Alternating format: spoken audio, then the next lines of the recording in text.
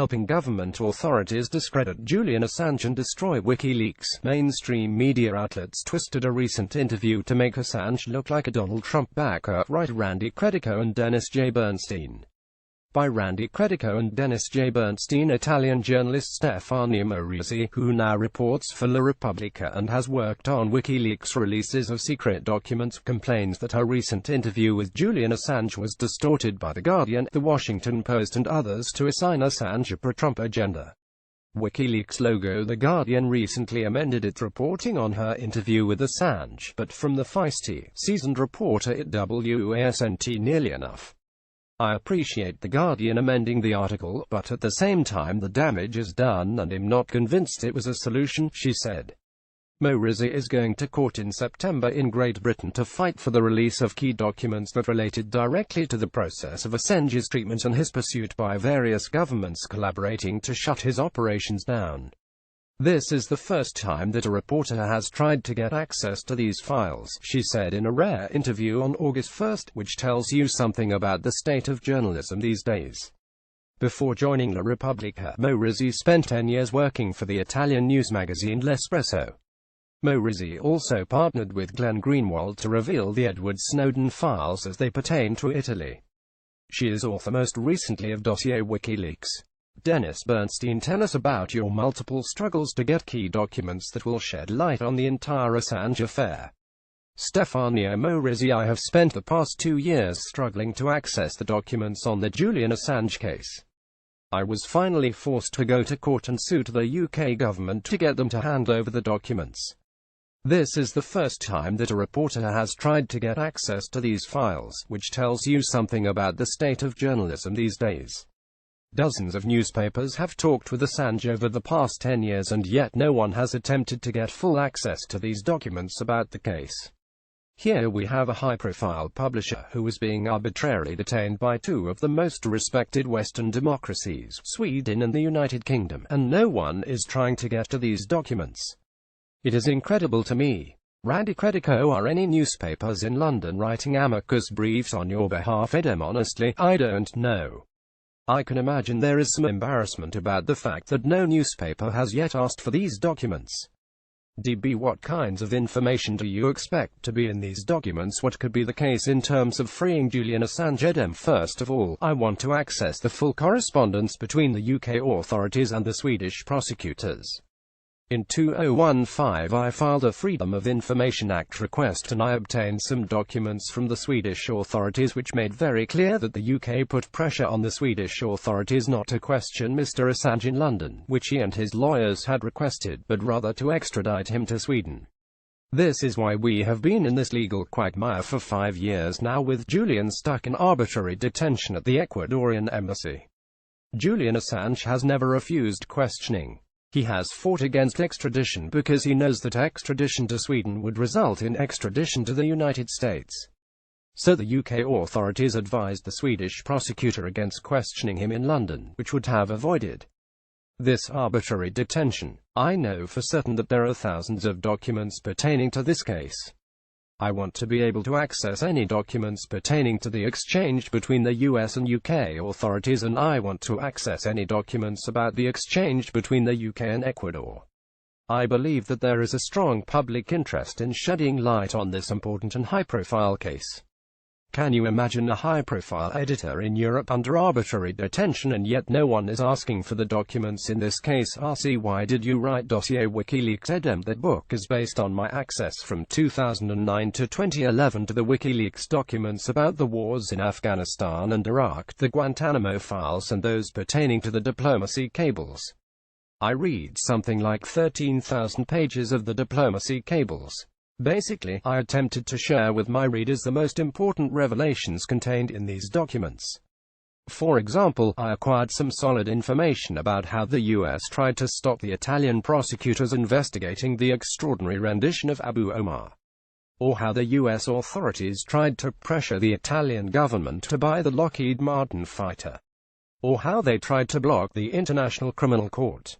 This is the kind of information that many reporters dream of getting access to, and for the first time with WikiLeaks we were able to.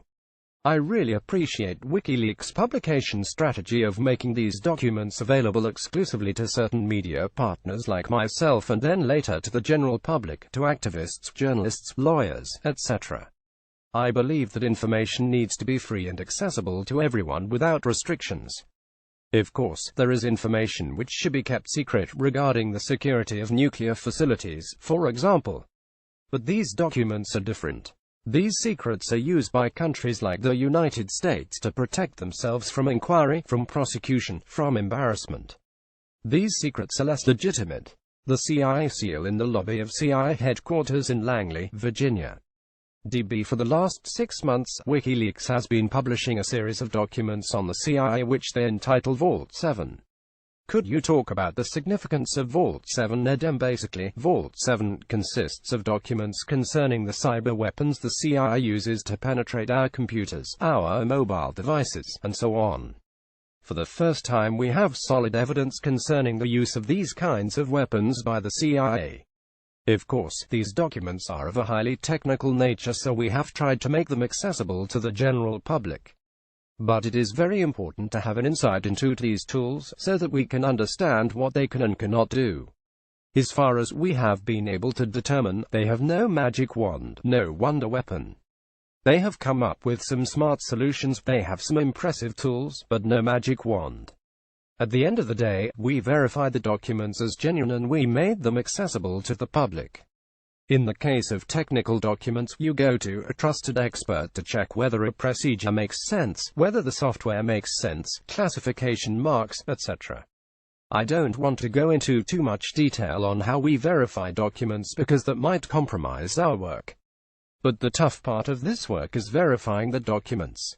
I can tell you that in my 8 years of work with WikiLeaks I have been to court several times and was able to verify that the documents were genuine and my coverage was correct. We have won libel cases in court.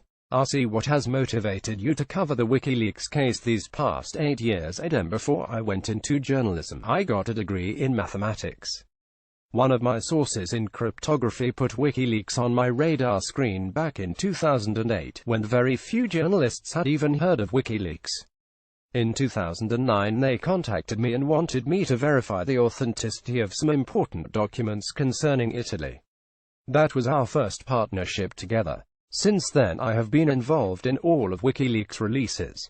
The reason I am very interested in this work is that, first of all, it gives you access to documents which you would never have access to otherwise. In Italy there are families of people who were massacred who 60 years later are still unable to get access to information about their loved ones. They cannot get to the truth. I believe it is very important to be able to get access to unauthorized disclosures or secret documents like CIA and NSA documents.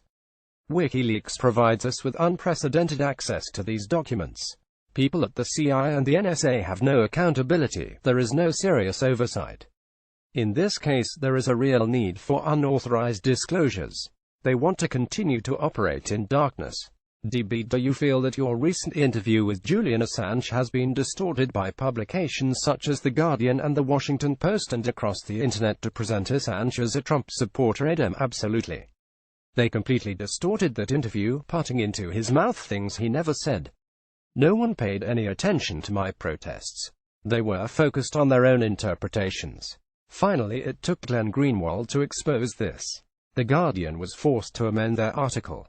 DB, how does this throw a spotlight on the political realities faced by Assange in detention? Edem. I have been there from the beginning, so I have seen all kinds of attacks on Julian, with high-profile reporters and the international media just parroting what the Pentagon was saying, that WikiLeaks had blood on its hands because they exposed the names of Afghan informants.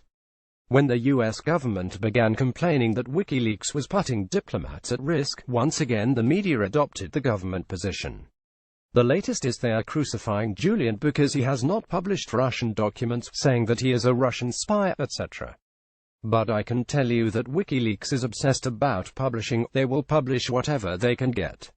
There is no way they can kill Julian Assange. It is not possible. We are in Europe. They cannot get to him with drones. But they can certainly destroy his reputation. And when it comes to journalism, reputation is everything. RC, with all of its power and influence, why the US government and its allies so obsessed with this one individual, Edem Julian, was able to hit them very hard, to expose them, to expose the secrets. Here you have an organization exposing the truth behind two wars with facts, without resorting to any propaganda. Never before have they faced such revelations. I can well imagine they're furious.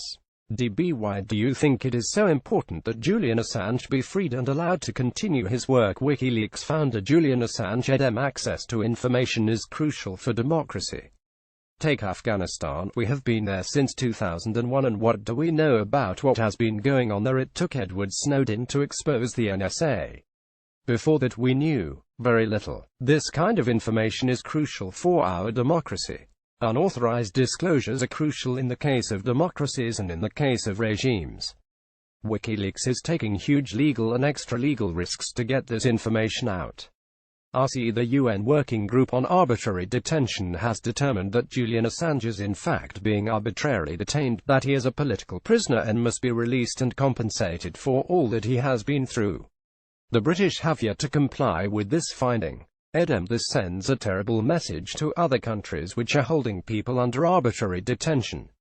What can the UK say to Iran or other rogue nations when they detain journalists, political and human rights activists? How can the UK say anything when they have a very high-profile editor under arbitrary detention in London? Dennis J. Bernstein is a host of Flashpoints on the Pacifica Radio Network and the author of Special Ed Voices from a Hidden Classroom. You can access the audio archives at www.flashpoints.net.